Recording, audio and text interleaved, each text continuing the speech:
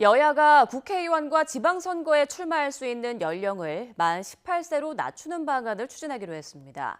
국회 정치개혁특별위원회에서 논의를 시작하면 이번 정기국회에서 처리될 가능성이 커 보이는데요. 대선을 앞두고 2030 세대를 끌어안기 위한 시도로 풀이됩니다. 황혜경 기자입니다. 피선거권, 다시 말해 공직선거에 나갈 수 있는 연령을 낮춰야 한다는 주장은 지난 2017년 대선을 앞두고 청소년 참정권 문제가 대두하면서 촉발됐습니다. 선거권 연령을 만 19세에서 18세로 낮추면서 피선거권도 마찬가지로 18세까지 낮추자는 목소리가 나온 겁니다. 국회 정치개혁특위에서 논의를 시작했지만 당시에는 보수 정당에서 시기상조라는 입장을 굽히지 않아 무산됐습니다. 선거연령 하향 반대 이유로 고3이 참여한다. 또 교사의 정치적 성향에 영향을 받는다.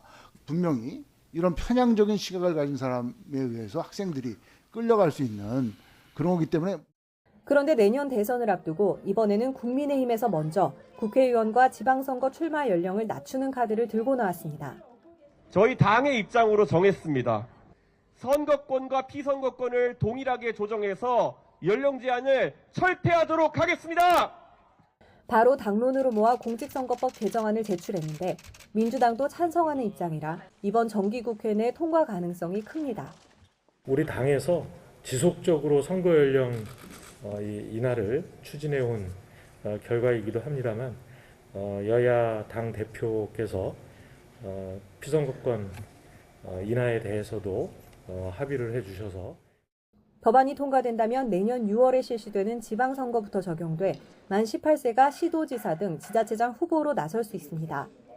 지난 대선과 달리 여야가 이처럼 청년층의 정치 참여에 한 목소리를 내는 건 2030 세대가 이번 대선의 또 다른 캐스팅 보트가 될 수 있기 때문입니다.